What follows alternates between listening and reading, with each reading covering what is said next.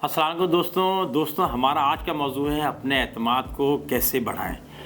آپ کامیاب لوگوں کی جب زندگیاں پڑھتے ہیں، کتنی کتابیں پڑھیں، اس کے اندر وہ پوائنٹس الگ الگ ہوتے ہیں، وجوہات، لیکن 2-3 پوائنٹس ایسے ہیں جو آپ سینکڑوں کتابیں پڑھ لیں اس میں وہ کامن ہوگی۔ اس میں سے خود اعتمادی ہے کہ ہم جو لوگ خود اعتماد ہیں نا وہی کامیاب ہوتے ہیں، وہی دروازے جو ہے نا کامیابی کے کھولتے ہیں۔ چابی خود، اس کا مطلب ہے خود اعتمادی جو ہے وہ ون آف دی ماسٹر کی ہے، کس کے لیے؟ کامیابی حاصل کرنے کے لیے۔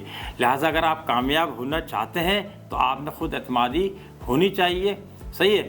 اگر آپ کے کسی دوست رشتہ دار کے پاس جاننے ساتھ کام کرنے والوں میں کسی کے پاس کمی ہے تو آپ اس ویڈیو کو بھیجیں اور دیکھیں کہ کس طریقے سے ہم جو ہے وہ 5 نقطوں پہ اگر عمل کریں تو ہم 90% خود اعتمادی حاصل کر سکتے ہیں۔ تو سب سے پہلا یہ خود سے وعدہ کریں، کمٹمنٹ کریں کہ مجھے اپنی جو بد اعتمادی ہے، لیس اعتمادی ہے سمجھ لیں، اس کو بہتر کرنا ہے۔ تو اصل چیز تو یہاں سے نکلتی ہے نا، جب تک آپ اپنے دل کا دروازہ نہیں کھولیں گے آپ جو ہے وہ یہ چیز سیکھ نہیں سکتے، کیونکہ آپ جب دل سے کوئی کام کرتے ہیں تو اس کی لائف زیادہ ہوتی ہے، تو وہ آپ پڑھائیں۔ تو سب سے پہلے خود سے وعدہ کریں، آپ طے کریں کہ یس اگر فلاں جو ہے نا یہ خود اعتمادی کی زندگی گزار سکتا ہے تو میں کیوں نہیں گزار سکتا، اس طریقے سے لے کے چلیں۔ دوسرا پوائنٹ ہے اس کی وجوہات کا تعین کریں، یہ بڑا ضروری ہے۔ جب آپ کا علاج کرتے ہیں تو وہ آپ سے پوچھ رہے ہوتے ہیں بھائی کھانے میں دوپہر میں کیا کھایا تھا، رات کو کیا کھایا تھا، کوئی ایسی ویسی چیز تو آپ کو یاد آتا ہے کہ آپ نے 2 دن پرانا کوئی چیز کھائی تھی یا کوئی خراب پھل کھا لیا تھا، تو یہ اصل میں ریزن ہے جس کی وجہ سے آپ کا پیٹ میں درد تھا۔ تو ہمارے پاس بھی وجوہات ہیں جس کی وجہ سے ہمارے اعتماد کو جو ہے نا وہ پرابلم ہوتی ہے۔ نمبر 1 کے خوف یا منفی جو خیالات ہیں نا یہ آدمی کے اعتماد کو خراب کرتے ہیں۔ جب آپ کو ہر وقت یہ ڈر ہوگا کہ آپ ناکام ہو جائیں گے تو آپ کیا ہو جائے گا، تو آپ تو ہر وقت اسی خوف میں رہیں گے نا کہ ناکام ہو جائیں گے، تو آپ پھر اعتماد ہونے میں پرابلم آ جائے گا۔ دوسرا ہے بات کرنے کی صلاحیت کی کمی۔ کمیونیکیشن جو ہے وہ رینکنگ میں تیسرے نمبر پہ ہے جو آج کل کی موسٹ وانٹڈ اسکلز ہیں۔ زبان یار من ترکی نہ میدانم، کہ تو یاد رکھنے بات کرنے کی صلاحیت ہے، یہ بہت زبردست ہے۔ جو آپ دیکھیں جن لوگوں میں بات کرنے کی صلاحیت ہوتی ہے تو دل چاہتا ہے ان کی بات کو سننے کا، تو دوسری بات ان میں بات کرنے کی صلاحیت، اپنی بات کہنے کی صلاحیت کم ہوتی ہے۔ تیسرا ہے دوسروں سے مقابلہ کرنا، یا تو انہوں نے اپنا مقابلہ دوسروں سے کر رہے ہوتے ہیں یا کسی اور نے ان سے مقابلہ کیا، کہتے ہیں فلاں ایسا ہے فلاں۔ اس لیے والدین کو عموماً یہ ایڈوائس کیا جاتا ہے کہ اب ہر بچے کا سافٹ ویئر الگ ہوتا ہے۔ ہاں آپ 80% تو ضرور کسی سے کہتے ہیں کہ ایسا ہونا چاہیے مجموعی طور پہ، لیکن اسپیشلی کسی کو آپ کے دائیں ہاتھ کی انگلیاں ہی بائیں ہاتھ کی انگلیوں کے برابر نہیں ہوتی ہیں، ان کے فگرز الگ الگ ہوتے ہیں، تو اسی طریقے سے ہم کمپیئر نہ کریں، مجموعی طور پر بتا دیں کہ آپ کو اچھی زندگی گزارنی چاہیے، کامیاب زندگی گزارنی چاہیے۔ تیسرا ہے ذہنی و جسمانی مسائل۔ اس کے اندر ذہنی اور یعنی کوئی لوگ جو مینٹلی ڈسٹرب ہوتے ہیں یا فزیکلی ہوتے ہیں ان میں بھی اعتمادی کمی ہو جاتی ہے، ٹھیک ہے نا۔ اور اس کے اوپر ایک الگ ہمارے موضوع پہ ایک ویڈیو ہے ماشاءاللہ سے۔ اور آخری ہے ماضی کی تلخیاں۔ کہیں ماضی میں ہمارے ساتھ کوئی ایسے مس ہیپس ہوتے ہیں، صحیح ہے، کہ جس کی وجہ سے ہماری شخصیت جو ہے وہ ٹوٹ کا شکار ہو جاتی ہے۔ میں خود پروفیسر ہوں، یونیورسٹی کے اندر پڑھاتا ہوں۔ اکثر میں دیکھتا ہوں کہ جناب کچھ بچے جو ہیں وہ اپنے آپ کو ہائڈ بھی کر رہے ہیں اور پیچھے بیٹھتے ہیں، اور وہ ان کے ساتھ ان کی چہرے پہ ہوائیاں ہوتی ہیں، تو میں 1-2 کلاسوں کے بعد ضرور ان کی کاؤنسلنگ کرتا ہوں، اور 99% یہ ہوتا ہے کہ ان کے ساتھ کوئی مس ہیپ ہوا ہے، ابا نے دوسری شادی کر لی، اماں کا بچپن میں انتقال ہو گیا تھا، یہ معاشی طور پر پہلے بہت اچھے تھے پھر آزمائش آئی، پرابلم میں آئے۔ تو یہ ساری چیزیں ہیں جس کی وجہ سے جو ہے نا وہ ہمارے، تو ہمیں پتہ چلے کہ کیا وجہ ہے، تاکہ آپ اس جگہ کو، جس جگہ آپ کی گاڑی کا پنچر ہوا ہے اس جگہ پہ آپ جو ہے نا وہ اسٹیکر لگا کے اس کو سوراخ کو بند کریں تاکہ اب ہوا نہ نکلے۔ تیسرا ہمارا ہے وسوسوں کو امکانات میں تبدیل کریں۔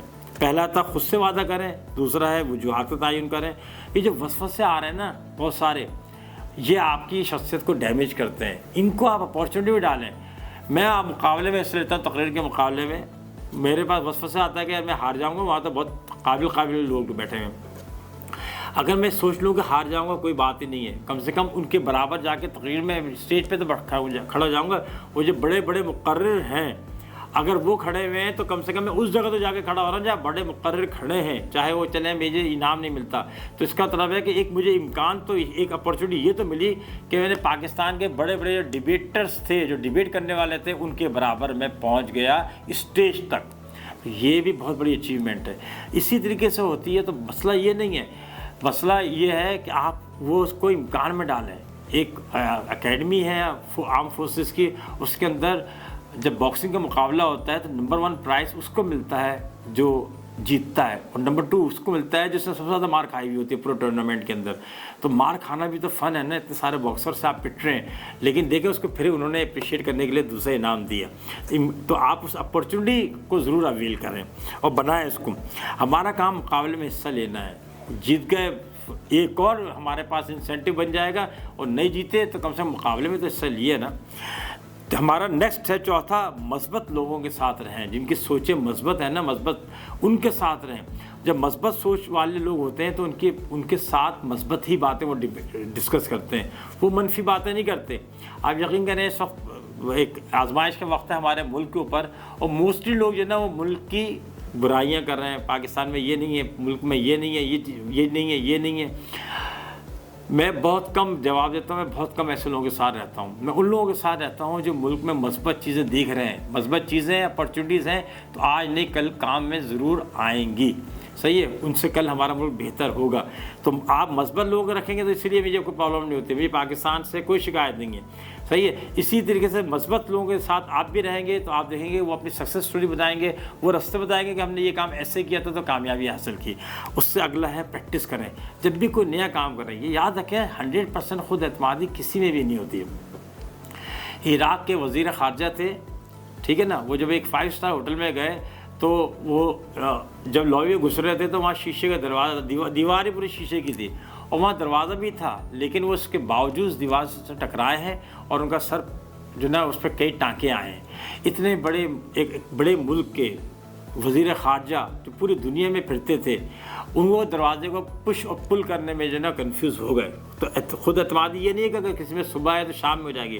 ہم جب بھی اسٹیٹ چینج ہوتی ہے ہماری، کسی نئے بینک کی برانچ میں جاتے ہیں، کسی اچھے ریسٹورنٹ میں نئے میں جاتے ہیں، کسی نئے جناب بلڈنگ میں جاتے ہیں، تو پھر ہم ذرا خوف کا شکار رہتے ہیں. آپ اس کی پریکٹس کریں.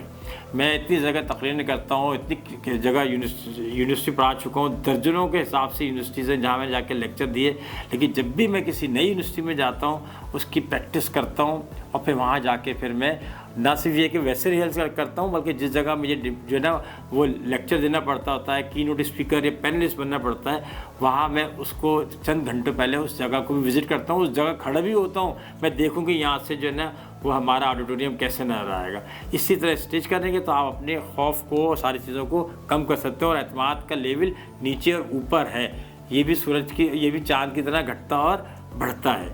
امید ہے کہ آپ کو اپنے اعتماد کو کیسے بڑھائیں پسند آیا ہوگا. ان لوگوں کو ضرور بھیجیے گا جن کو سمجھتے ہیں کہ اعتماد اور ہونا چاہیے. اپنا اس چینل کا خیال رکھیں. اللہ حافظ.